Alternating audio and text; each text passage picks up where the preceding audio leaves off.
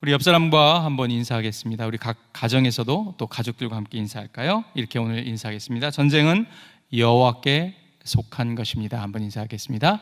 전쟁은 여호와께 속한 것입니다. 네, 그렇습니다. 8월 중순 여러분, 우리 전국적으로 코로나 2차 대감염으로 우리 성도님들의 가정과 가계 경제에 또 어두운 그림자가 드려졌습니다. 코로나로 인해서 두려움에 떨고 있는 너무나 많은 우리의 성도님들, 가정들이 있으시죠. 저희 한 가정은 아내가 서비스업을 하고 있습니다. 아무래도 코로나 때문에 민감할 수밖에 없는 업종인데요. 광복절 연휴가 끝나고 나서 2차 대확산이 시작한 8월 19일 이후로 모든 손님이 어떻게 약속이나 한 것처럼 탁 끊어졌다고 합니다. 그러다 보니 가정경제의 타격이 매우 큰데요. 또 남편마저도 하는 일이 코로나에 영향을 받을 수밖에 없는 일을 하고 계세요. 역시 일감이 끊어진 지 오래가 된다고 합니다. 그러다 보니 어려움은 가중될 수밖에 없고, 아내는 그럼에도 불구하고 오늘 빈 가게를 또 지키고 있습니다. 혹시나 올지 모르는 한 손님을 위해서 오셨다가 문이 닫히면 다른 곳으로 갈까봐 우두커니 빈 가게를 지키고 계시다고 합니다. 매우 두렵고 떨리는 마음, 도대체 이게 언제 끝날지 모르는 끝을 알 수 없는 이 전쟁 가운데 가정은 침몰하는 것 같은 그런 고통 가운데 있다고 하네요. 조금만 방심하면 또 거대한 집채만한 파도가 우리의 가정을 또 집어삼킬 것 같아 너무 힘들고 어렵다라고 토로를 했습니다. 또 다른 가정은 남편이 금융회사를 다니시는데요. 외국계 회사가 인수한 지 3년밖에 안 됐대요. 그런데 이 일본계 회사가 3년도 안 돼서 또 매각을 결정을 했다고 합니다. 3년 전 회사에 불어닥친 엄청난 후폭풍, 인사이동과 퇴직의 기운들이 몰아쳤고요. 3년 전에. 그로 인해서 남편은 굉장히 스트레스를 많이 받았었다고 하네요. 겨우 안정이 됐는데 이제 3년도 안 됐건만 또 이 남편의 회사는 또 어려움 가운데 처해 있습니다. 또 한 번의 인사의 태풍이 몰아칠 것이 명약관화 했고, 회사 안에는 매일 우리 직장들이 모여서 우울한 그런 분위기 가운데 그렇게 지내고 있답니다. 남편은 3년 전에 받은 실직의 위험과 트라우마 때문에 극도의 스트레스를 받다 보니 이기지 못하는 술을 거의 매일 먹는다고 하네요. 결국은 40대 중반의 나이인데 대상포진까지 올 정도였다고 합니다. 이번에도 과연 살아남을 수 있을지. 아내도 작은 가게를 운영하지만 6월, 7월 성수기에 겨우 가게세와 보험료를 냈었는데 이제 9월달 비수기로 접어들면 가게세까지도 이제 걱정이 되는 그런 한숨을 짓고 있었습니다. 비단 앞에서 지금 말씀드린 이 두 가정만이 아니라 코로나로 이렇게 많은 우리 성도님들의 가정과 일터, 공포와 두려움으로 몰아넣고 있는 것이 사실입니다. 악소리도 나오지 않고 와르르 다 무너질 것 같은 그러한 두려움이 우리의 모든 성도님들의 가정과 일터를 사로잡고 있죠. 오늘 본문 사무엘상 17장 다윗과 골리앗의 싸움, 정말 많이 들으셨죠? 너무나 많이 잘 알고 있는 본문이시지요. 저희 딸도 이제 11년을 살았는데 설교로 기억 남는 것만도 5번이나 된다고 하니 50평생 60평생 사신 여러분들은 도대체 이 본문의 설교와 말씀을 얼마나 많이 들었을까요? 정말로 뻔한 본문 이야기. 그러나 3000년 전에 있었던 이 뻔하고 뻔한 스토리가 오늘 전 세계 인류를 위협하고 있는 코로나 앞에 여러분, 우리 성도님들의 가정과 일터를 완전히 무장해제시켜 놓고 손 하나 써보지 못하게 두려움과 공포심에 떨게 만들고 있습니다. 그러나 오늘의 이 뻔한 스토리 속에 우리는 꼭 붙들어야 될 이 고통의 가운데 이길 수 있는 승리의 말씀의 비결이 담겨져 있다는 것을 다시 한번 바라봤으면 합니다. 진리는 단순합니다. 진리는 심플합니다. 이 뻔한 스토리, 그러나 절대로 뻔하지 않는 우리를 살릴 수 있는 생명의 말씀이 될 거라고 저는 확신을 합니다. 오늘 본문 배경은 40일째 지금 쉐팔라 평원의 엘라 골짜기를 사이에 두고 이스라엘과 블레셋 양 진영이 40일째 진을 벌이고 있습니다. 블레셋이 조금 더 좋은 높은 고지대를 점령하고 있고요. 그리고 엘라 골짜기는 아주 평평하고 좋습니다. 여기 한번 사진을 한번 보실까요? 자, 가운데 이 녹색 지대가 엘라 골짜기입니다. 정말로 사람이 걸어가면 다 볼 수 있겠죠. 오른쪽에 블레셋이 너무나 높은 고지대를 점령하고 있고요. 반대편 이스라엘 진영이 점령하고 있습니다. 사울왕을 비롯해서. 자, 그렇습니다. 두 진영이 딱 대치 상태에 있습니다. 그런데 어떻습니까? 오늘 골리앗이, 여러분 아시겠죠? 이 엘라 골짜기로 내려와서 이스라엘 백성을, 이스라엘 군대를 조롱합니다. 나와라, 나와 한번 대적해보자. 여러분, 골리앗은 여러분 잘 아시지요? 정말로 우리가 오늘 말씀에서 본 것처럼 정말 거대한 거구와 거인입니다. 자, 이 골리앗이 40일째 나와서 조롱하고 모욕하고 하나님의 신의 이름을 모욕하고 있었지요. 자, 그런데 어떻습니까? 이스라엘 백성 단 한 명도 대적할 사람이 없습니다. 우리 11절 말씀 어떻습니까? 이 놀라운 거대한 골리앗 앞에 두려움과 공포 가운데 있습니다. 11절 우리가 읽지는 않은데 본문 11절 이렇게 되어 있습니다. 사울과 온 이스라엘이 블레셋 사람의 이 말을 듣고 놀라 크게 두려워하니, 듣고, 자, 너희들을 다 집어삼키겠다. 그리고 너를 죽여버리겠다. 그 골리앗의 말에, 그 귀를 쩌렁쩌렁 울리는 말을 듣고 두려워 발발 떱니다.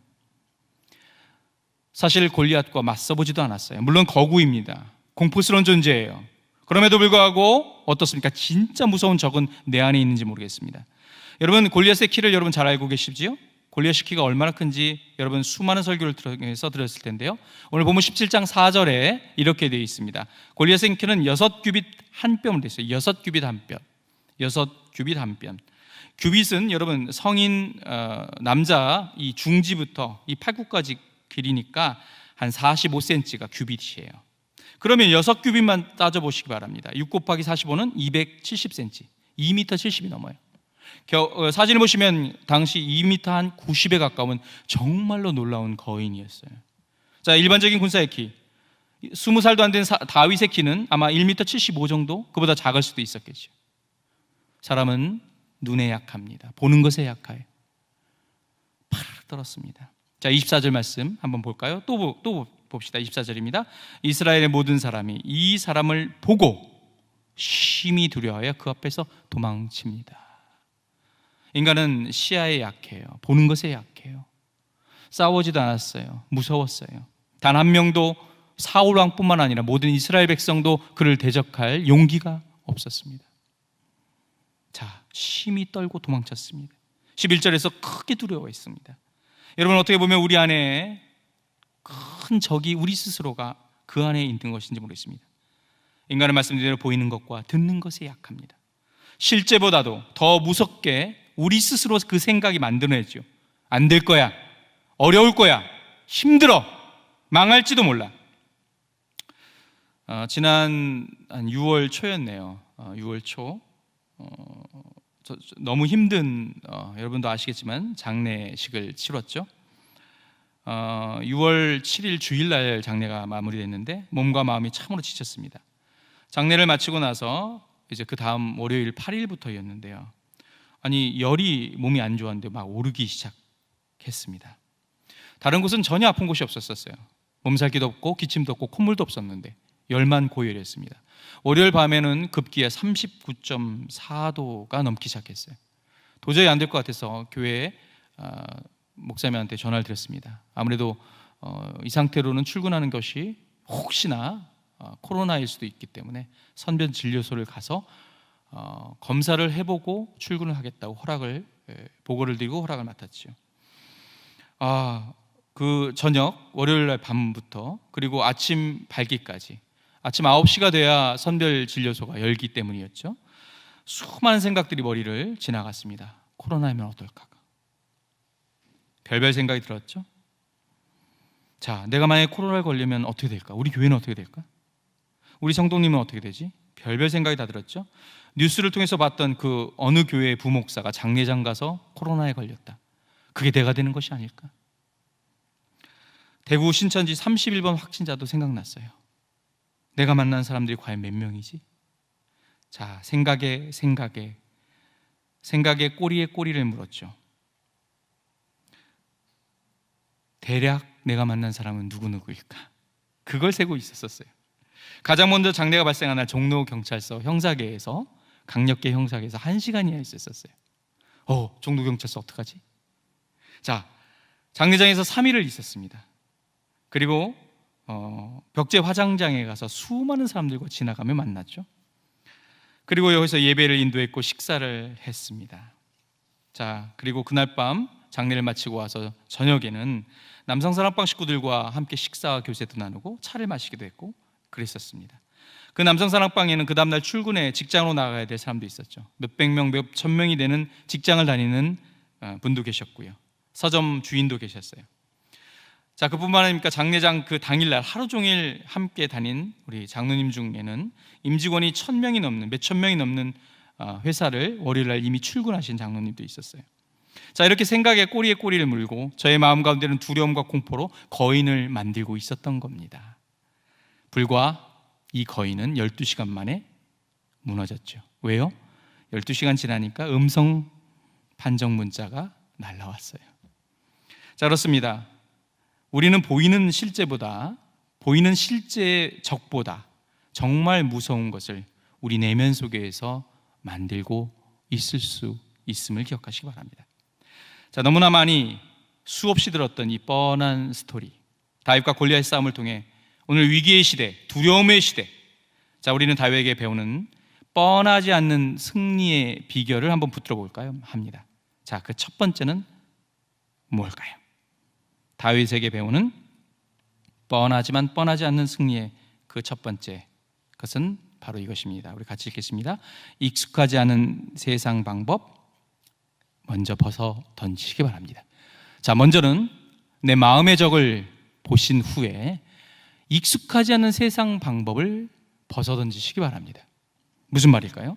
다윗은 아버지의 명령으로 지금 전쟁터로 나갔어요. 왜요? 형 3명이 전쟁터에 착출당했어요. 자, 40일간 대치를 벌이고 있습니다. 아버지 이새는 걱정이 됐어요. 도대체 어떻게 됐을까? 자, 그런데 왜 형 셋만 나갔을까요? 당시 이스라엘 백성에서 있어서 전쟁터는 20살 이상의 성인 남자만 참석할 수가 있었어요. 참전할 수가 있었죠. 다윗은 당연히 그러니까 20살 막내, 말째였어요. 8째였고요. 아마 15에서 17 정도 됐을 거라고 그때 전문가들은 얘기합니다. 그러니 이 막내 아들, 목자로서 목동 양을 치고 있는 아들을 이세 아버지는 불러서 형들한테 가서 생사를 확인해보고 군량미를 전해주라고 보내게 되지요. 자, 다윗은 그렇게 전쟁터로 나가게 됩니다. 엘라 골짜기를 중심으로 양 진영이 나눠져 있고 대치를 하고 있고 어마어마한 거구에 거인이 나와서 이스라엘 백성과 하나님을 조롱하고 멸시하고 그렇게 소리를 고래고래 지르고 있었어요. 그런데 단 한 명도 이스라엘의 군인과 사울 왕도 멸시만을 당하고 있고 아무도 어떻게 할 수 없어 그렇게 있는 모습을 다윗은 보게 됩니다. 자, 근데 여러분도 잘 아시는 대로 뜬금없는 이 소년 다윗, 겁없는 다윗이 개념이 없는 건지 어떤 건지 자기가 나가서 골리앗과 싸우겠다고 하는 거예요. 자, 어떻습니까? 32절 우리 본문 보면 이렇게 되어 있죠. 뜬금없는 다윗입니다. 다윗이 사울에게 말하되, 왕에게 말합니다. 그로 말미암아 사람이 낙담하지 말 것이라 주의 종이 가서 저 블레셋 사람과 싸우리이다 하니 제가 가겠나이다. 저를 보내주십시오. 자, 사울왕이 보낼까요? 아니죠. 기가 막혔습니다. 넌 안 돼. 넌 소녀야. 저 사람은 날 때부터 장수였어. 너를 보낼 수 없어. 그리고 상대가 될 수 없어. 넌 이길 수 없어. 안 돼. 자, 그럼에도 불구하고 고집을 부립니다. 다윗을 사울은 결국 어쩔 수 없이 엘라 골짜기로 내려보내지요. 자, 어떡합니까? 사울이 할 수 있는 것은 자기가 입고 있었던 갑옷, 투구, 칼을 채주는 것이 최선의 방투였어요. 자, 어디입니까? 38절 이렇게 되어 있습니다. 같이 읽겠습니다. 이에 사울이 자기 군복을 다윗에게 입히고 놋투구를 그의 머리에 씌우고 또 그에게 갑옷을 입히매 자기 사울왕 거였어요. 얼마나 좋은 겁니까? 이 당시에는 청동기 문화였지만 사울왕은 철기로 만든 아마 갑옷과 투구를 갖고 있었을 것이라고 사료되고 있습니다. 자, 그러나 어떻습니까? 어떨까요? 여러분, 우리가 알겠지만 소년 다윗 그리고 사울 왕은 당시에 여러분 아시겠지만 남들보다도 머리가 하나 더 클 정도로 굉장히 장신이었고 그렇게 멋진 사람이었어요. 그 갑옷이 맞을까요? 전혀 안 맞죠. 키도 훨씬 컸기 때문에 아무것도 안 맞는 거죠. 사울에겐 전신갑 주지만 다윗에겐 전혀 필요가 없었습니다. 사랑하는 홍성가족 여러분, 우리도 우리에게 맞지 않는 세상 사람들에게 보이는 강력해 보이는 것을 자꾸 취하려고 기웃거릴 때가 있어요. 사울의 갑옷을 자꾸 걸치려고 해요. 즉 성도들이 맞지 않는 세상 옷을 입고 있을 때가 상당히 많습니다. 우리에게 닥친 고난과 환난이 있는데 이것을 하나님의 방법과 하나님의 방법으로 해결하려는 것이 아니라 자꾸 세상 방법을 기웃기웃거려요. 하나님께서는 하나님의 방법으로 해결하길 원하실 때가 있어요. 그런데 우리는 자꾸 기도하고 세상 방법을 기웃거리고 양쪽 다리를 걸칩니다. 그러니 죽도 밥도 안 돼요. 결국은 우리는 어떻게 해야 됩니까? 하나만 선택해야 돼요. 두 개가 병존할 수가 없어요. 다윗 어떡합니까? 결국 그렇게 멋들어지는 사울의 전신갑주를 다 벗을 수밖에 없었죠. 익숙하지 못합니다. 39절 말씀 한번 같이 읽겠습니다. 시작. 다윗이 칼을 군복 위에 차고는 익숙하지 못함으로 시험적으로 걸어보다가 사울에게 말하되 익숙하지 못하니 이것을 입고 가지 못하겠나이다 하고 곧 벗고. 그렇습니다. 아무리 강력해 보이는 그 좋은 방법과 그리고 멋져 보이는 그 전신갑주, 그러나 우리 성도들한테는 어울리지가 않아요. 우리는 벗어버려야 돼요. 제발 기웃거리지 마시기 바랍니다.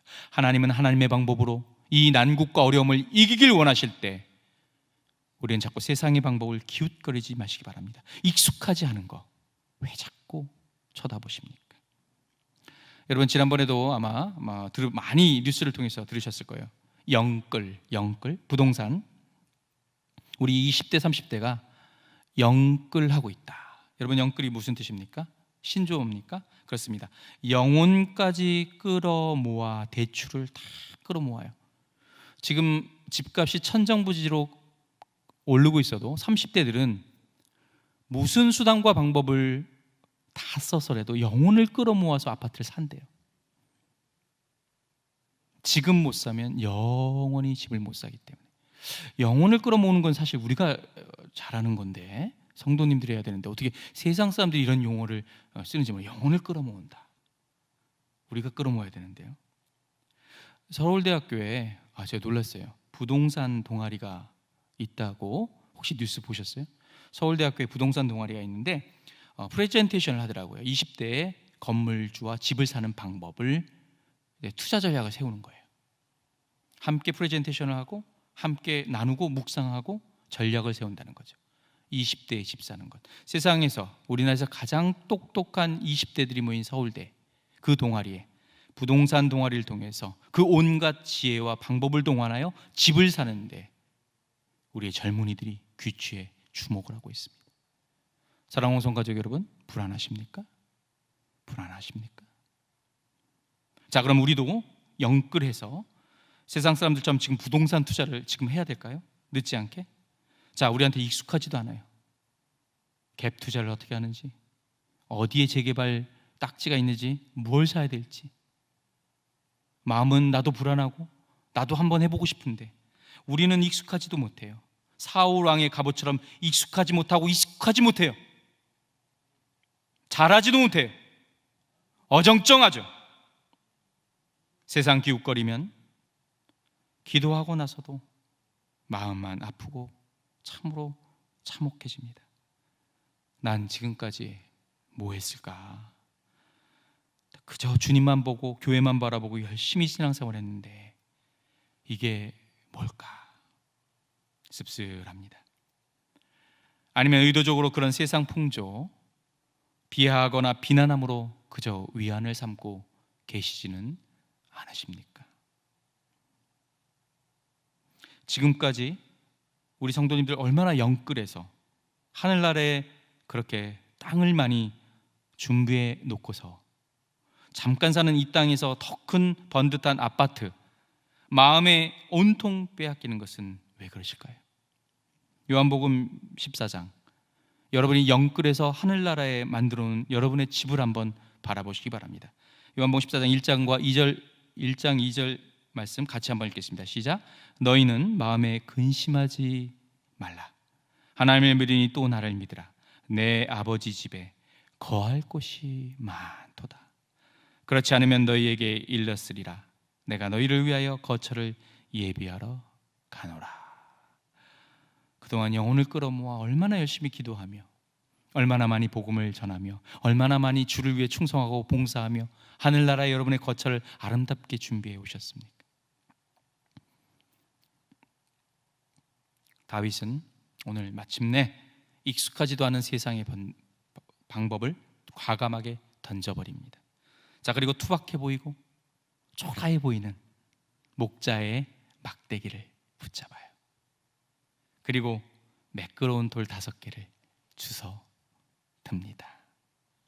하나님의 방법, 목자의 방법, 광야에서 자기의 정체성, 목자로서의 수많은 시간을 붙들었던 그 물맷돌 5개를 주워 들지요. 미약해 보이죠? 뭐가 될까요? 자, 사진에서 보시는 것처럼 여러분 물매 계란이 가운데 있는데 상당히 돌이 커요. 그리고 엘라골짜기는 비가 우기에는 빗물이 흘러가면 돌이 저렇게 반질반질하게 동글동글하게 갈려요. 주먹만해요. 물매 상당히 크죠. 자, 그럼에도 불구하고 골리앗, 저걸로 과연 우리는 수없이 읽고 또 읽어서 이겼다는 거 알아요. 하나님이 하셨겠지, 뭐 우연? 자, 그러나 사랑하는 홍성가족 여러분, 우리가 입어야 될 전신갑주는 사로왕이 준 익숙하지 않은 화려한 전신갑주가 아닙니다. 우리가 오늘 살벌한 이 오늘 코로나의 시대에 언제 끝날지 몰라는 이 무서운 영적 전쟁터에 종횡무진 중무장해야 될 전신갑주의 실체는 바로 무엇입니까? 여러분 너무나 많이 알고 있는 그 에베소서 6장에 우리가 갖춰야 될 전신갑주가 나와 있지 않습니까? 우리 에베소서 6장 13절부터 17절까지 말씀을 천천히 읽겠습니다. 그러므로 하나님의 전신갑주를 취하라. 이는 악한 날에 너희가 능히 대적하고 모든 일을 행한 후에 서기 위함이라. 그런즉 서서 진리로 너희 허리띠를 띠고 의의 호심경을 붙이고 평안의 복음이 준비한 것을 신을 신고 모든 것 위에 믿음의 방패를 가지고 이로써 능히 악한 자의 모든 불화살을 소멸하고 구원의 투구와 성령의 검 곧 하나님의 말씀을 가지라. 사랑하는 홍성가족 여러분, 그리스도인에게 익숙하지도 않고 맞지도 않는 세상의 정신갑주를 제발 부러워하지 마시고 이제 벗어 던지시기 바랍니다. 제발 기웃기웃거리지 마시고 하나만 바라보시기 바랍니다. 하나님의 방법, 투박해 보이고 연약해 보이고 그리고 초라해 보이는 그 하나님의 방법이 결국은 우리가 승리 가운데로 임할 수 있는 유일하고 반드시 붙들어야 될 방법임을 기억하시길 바랍니다. 그래서 이 영적 전쟁의 시대 반드시 승리하시는 여러분 다 되시길 주의 이름으로 간절히 축원합니다. 자, 너무나 많이 들었던 이 뻔한 스토리, 다윗과 골리앗의 싸움을 통한 위기와 두려움의 시대, 다윗에게 배우는 뻔하지 않은 그러나 승리의 비결. 자, 두 번째는 뭘까요?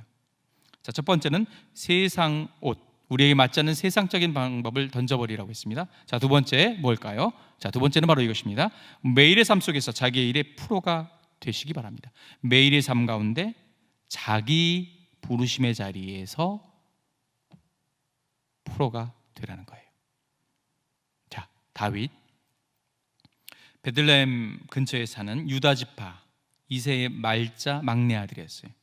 자, 그러면 겨울철이 되면 어떻게 합니까? 우기예요. 비가 오면 베들레헴은 유대 산지고요. 산을 넘어가면 제가 좀 지도가 좀 작은데 저 주황색으로 표시된 데가 유대 광야예요.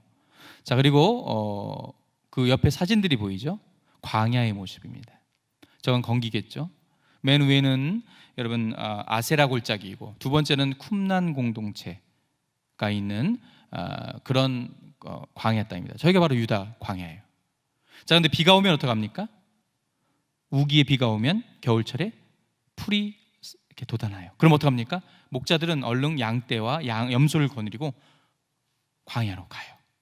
자, 형들이 하기 싫었던 거 다윗에게 시켰어요. 다윗은 어렸을 때부터 막내로서 형들이 미뤘던 것을 양떼를 몰고 유다의 광야로 어렸을 때부터 내몰려 나갔습니다. 그는 광야의 삶을 어렸을 때부터 살았죠.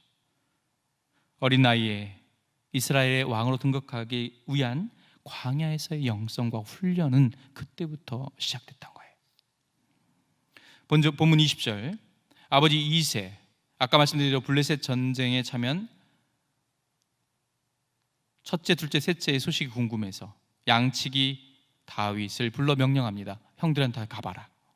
자, 그런데 20절에 보면 다윗이 얼마나 자기 일에 최선을 다했는지 엿볼 수가 있습니다. 본문 20절 말씀 우리가 읽지는 않았지만 한번 볼까요? 시작. 다윗이 아침에 일찍이 일어나서 양 지키는 자에게 맡기고 이새가 명령한 대로 가지고 가서 진영에 이른즉 마침 군대가 전장에 나와서 싸우고 고함치며. 자, 아침에 일찍 일어납니다. 자, 이제는 엘라 골짜기로 가야 되는데 자기가 맡았던 양떼를 위해서 어떻게 하죠?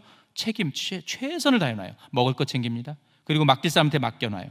자, 그는 이를 통해서 그는 목자로서 성실함과 군면함과 매일의 삶 가운데서의 책임감이 얼마나 탁월했는지를 확인할 수 있습니다.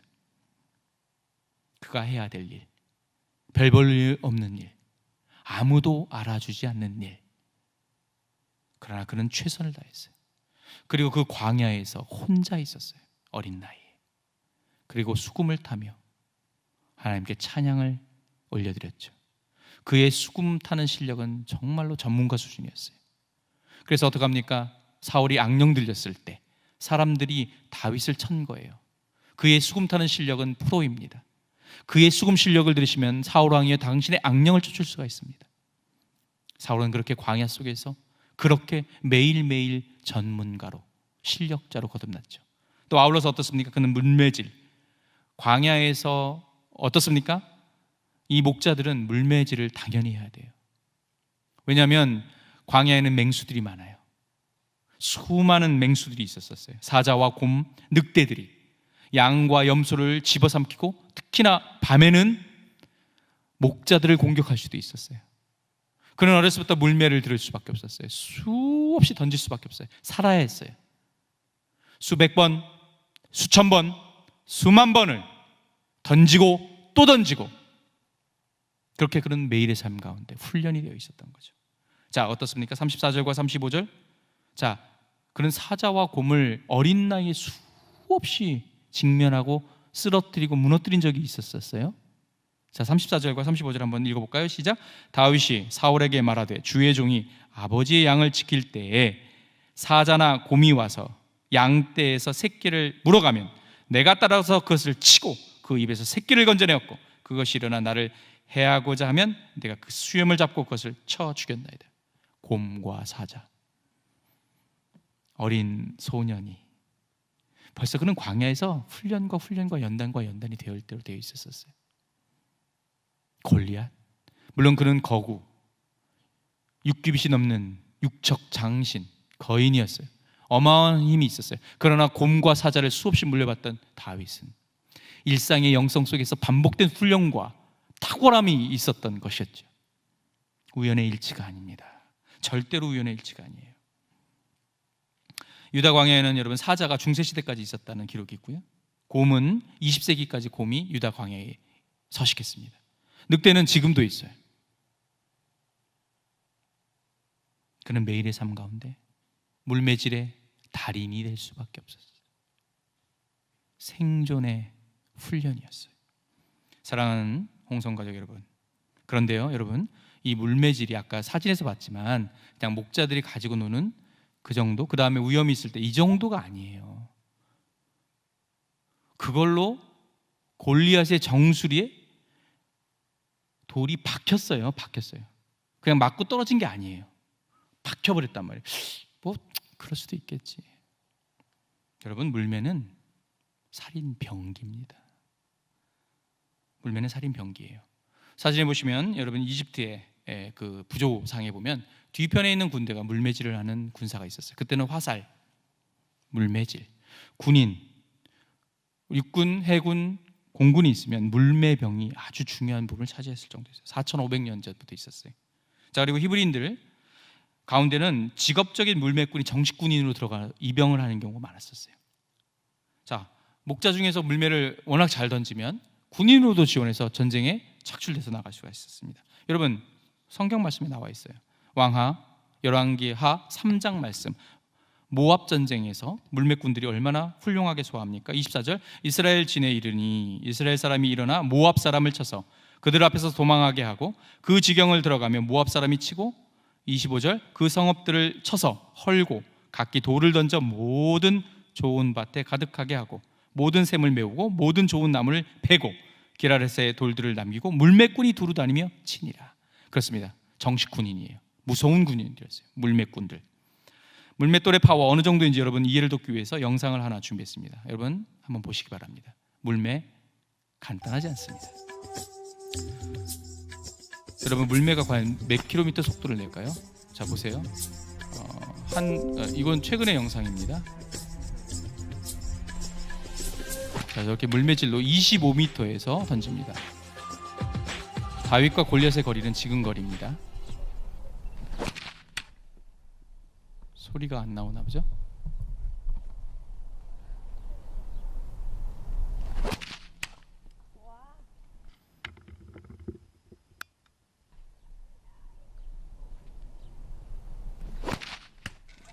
자, 보시기 바랍니다. 물맷돌의 속도는 시속, 지금 보시길 겁니다, 거의 180km에서 시속 190km로 날아갑니다.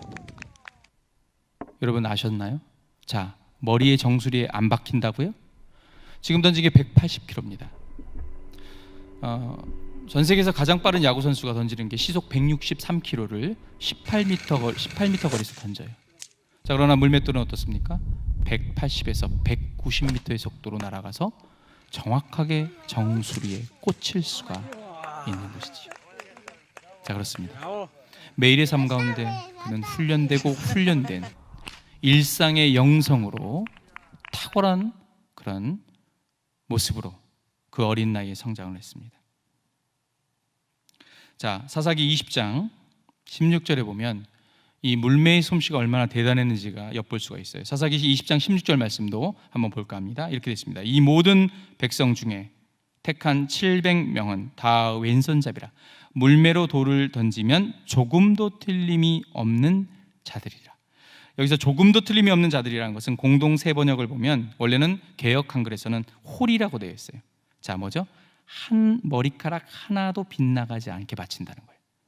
돌 하나로 머리카락 한 가락까지도 맞힐 수 있을 정도로 그 당시에 물매꾼들은 탁월한 군사가 700명이나 있었다는 얘기입니다. 자, 그렇다면 여러분 어떻습니까? 바로 이것이 일상의 삶 가운데의 영성이며 탁월한 실력자인 것이죠. 자, 코로나가 7개월째 장기화되고 있는데 말씀드린 대로 8월 중순 이후로 매우 심각한 집단 감염이 발생을 하기 시작했고요. 우리의 모든 성도님들의 사업장과 일터는 암흑의 그림자가 드리워졌죠. 그런데 제가 우리 교회의 성도님들 뿐만 아니라 이 지역사회에 많은 사업장과 일터를 방문하게 됩니다. 자, 그러면 갈 때마다 항상 관심을 가지고 유심히 꼭 물어보는 게 있어요. 매출은 많이 줄었나요? 어떠신가요? 회복이 되고 있나요? 많은 다양한 이야기를 듣게 돼요. 놀라운 것은 정말로 공통된 사실, 즉 뭐냐면 그 어려움 가운데 같은 업종인데 그리고 같은 이 지역사회인데도 평상시에 어떻게 자기 분야에서 실력을 쌓아왔고 동네에 소문이 나 있느냐에 따라서 천양지 차이였습니다.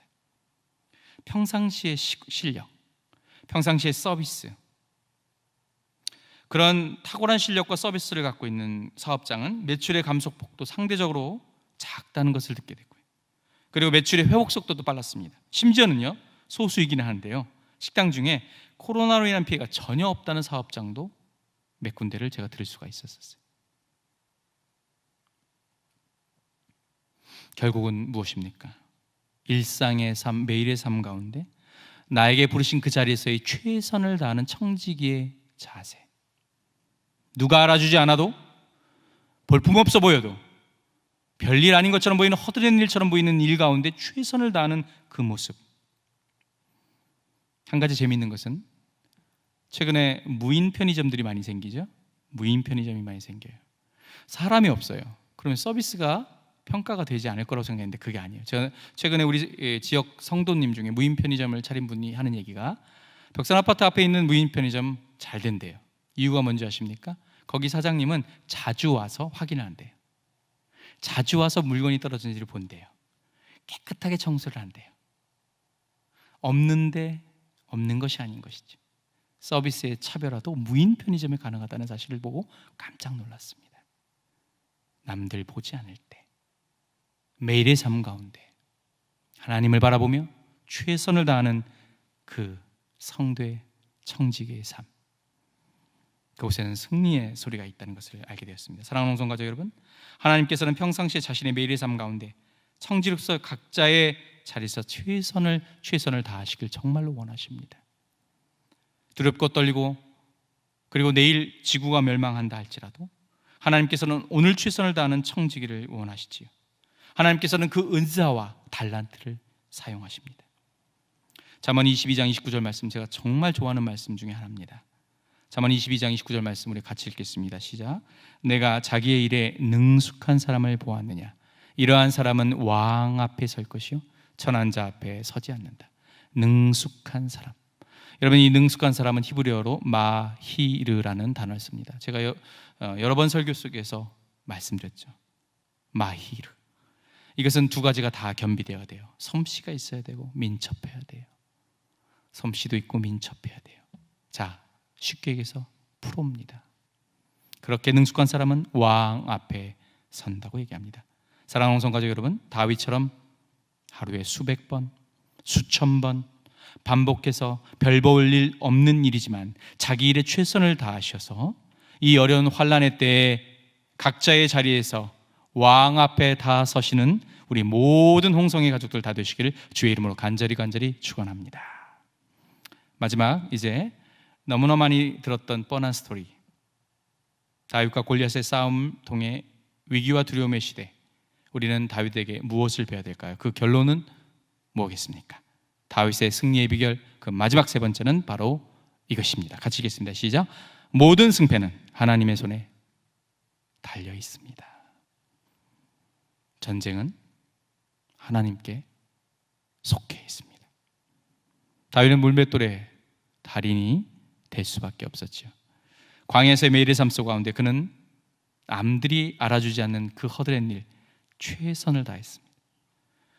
다윗의 물맷돌은 골리앗의 정수리에 정확하게 박힌 것은 어쩌면 아까도 보셨지만 당연한 거예요. 당연한 거예요. 어떻게 한 번에 그렇게 그래 하나님이 하셨으니까 될 거야? 이게 아니에요. 당연하지 않을까요? 그럼에도 불구하고 하나님은 철저하게 하나님을 바라봅니다.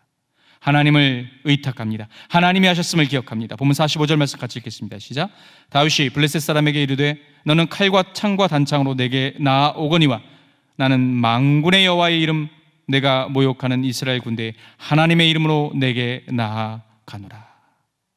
나에게 수많은 실력과 겁이 나지 않을 너를 한 방에 때려 눕힐 수 있는 실력은 분명히 나는 있으나 그러나 이 모든 것들이 가능하게 하는 것은 바로 여호와 하나님이시로다. 세상의 방법, 강한 것이 이긴다는 세상의 논리가 아니라 우리는 믿음의 논리, 하나님의 논리로 다윗은 그렇게 자기의 실력을 가지고 그러나 그것을 사용하실 하나님을 믿고 골리앗 앞으로 바로 전진했던 것입니다. 세상의 방법은 강해 보이죠? 세상의 방법은 멋져 보일 수 있습니다. 세상의 방법에 우리는 초라해 보이고 왜 우리는 이렇게 미련했을까라는 생각을 하고 부끄러울 때가 있습니까? 어리석어 보이지요. 골리앗이 했던 것처럼 세상 사람들이 비웃는 것처럼 들리지요. 그래서 우리는 세상 속에서 우리의 정체성을 꽁꽁 숨깁니다. 식기도를 하지 않아요. 세상 속에서 밥을 먹을 때 그리스도인의 정체성을 드러내지 않으려고 무던히 노력합니다. 세상 속에는 철저히 세상의 논리를 따르고 그리고 교회에 올 때만 교회의 옷을 입고 그렇게 교회에 오지요. 그러나 다윗 사울왕이 강해 보이는 세상의 옷을 벗어버리고 하나님의 방법으로 골리앗과 대적을 합니다. 47절 그의 고백, 우리 큰 목소리로 읽겠습니다. 시작. 또 여호와의 구원하심이 칼과 창에 있지 아니함을 이 무리에게 알게 하리라. 전쟁은 여호와께 속한 것인즉 그가 너희를 우리 손에 넘기시리라. 전쟁은 여호와께 속한 것. 그가 너를 우리에게 반드시 하나님께서 넘기실 것이다. 이기고 짐은 하나님 손에 달려 있다. 자기는 수천 번 수만 번을 단련한 물매질의 선수이긴 했으나, 그러나 이기고 짐은 골리앗을 죽이는 것도 하나님 손에 달렸던 것을 다윗은 알고 있었던 것입니다. 사랑하는 여러분, 우리 인생 가운데 영적 싸움에 이기고 짐, 하나님의 손에 달려 있어요. 그럼에도 불구하고 우리는 매일의 삶 가운데 두렵지만 철저하게 오늘도 또 준비하고 최선을 다하셔야 합니다. 누가 알아주던 안 알아주던. 그러나 최종적인 승리는 하나님 손에 달려 있습니다. 코로나의 시작도 종식도 다 하나님 손에 달려 있습니다. 그분의 주권입니다. 그러나 두려움 가운데 매일매일 일상에 최선을 다하는 삶은 우리 청지기의, 우리 그리스도인의 몫일 것입니다. 마지막 잠언 21장 31절의 말씀, 우리 가슴 가운데 새기길 원합니다. 같이 읽겠습니다. 싸울 날을 위하여 마병을 예비하거니와 이김은 여호와께 있느니라. 전쟁을 위해서 말과 병거를 준비하는 것은 인간의 책임입니다. 우리가 꼭 해야 됩니다. 최선을 다하셔야 됩니다. 실력을 쌓아야 됩니다. 세상 사람들에게 최상의 서비스를 제공하셔야 됩니다. 그것이 청지기의 책임입니다. 그러나 실패와 성공은 하나님 손에 달려 있습니다. 사랑하는 여러분, 사랑하는 홍성가족 여러분, 코로나 한국교회는 심각한 위기라고 얘기합니다. 미래가 없다고 얘기하죠. 그러나 여러분, 우리는 그렇게 생각해서는 안 됩니다. 한국교회는 치욕과 모욕을 넘어서 이제 우리는 회개의 자리로 나가고 있습니다. 진정 가슴을 찢고 회개하며 미래를 준비하고자 합니다. 그동안의 교회의 모든 것을 돌아보고 회개하며 본질로 돌아가는 것들이 이 코로나로 인해서 우리를 더욱더 가속화시키고 있는 것이 사실입니다. 회개하지 않으면 우리는 죽게 됩니다. 거대한 코로나의 공격은 한국 교회를 광야로 내몰고 있습니다. 그리고 우리는 언택트 시대에 맞는 비대면 예배를, 그 방법을 날카롭게 또 준비하고 있고 준비하지 않을 수 없게 되었습니다. 한국교회의 성도, 한국교회와 성도는 하여금 다윗처럼 광야의 영성을 지금 터득하며 우리는 광야 속에서 연단을 받고 있고 우리는 다시금 승리를 할 것입니다. 우리 성도님들의 가정과 사업장도 코로나의 이후의 시대를 어떻게 살아갈지 광야로 지금 내몰리고 있고, 우리는 광야의 영성을 배우고 그 속에서 다윗처럼 골리앗의 이야기를 통해서 우리의 매일 삶 가운데 다윗의 물맷돌을 지금 각자 준비하고 있을 거라고 저는 확신합니다. 조금 참으시기 바랍니다. 전쟁은 여호와께 속했습니다.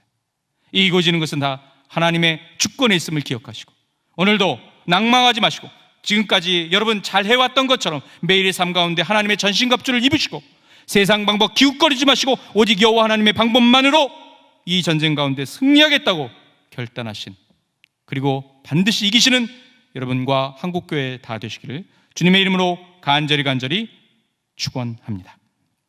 기도하겠습니다.